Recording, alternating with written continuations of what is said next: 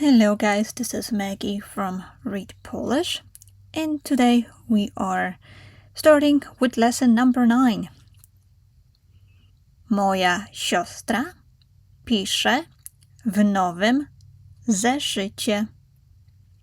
Moja siostra pisze w nowym zeszycie. Mój brat ogląda film w salonie. Mój brat ogląda film w salonie. Dzisiaj idę z mamą do lekarza. Dzisiaj idę z mamą do lekarza. Po szkole dziecko je ciepłą zupę. Po szkole dziecko je ciepłą zupę. That's all for today.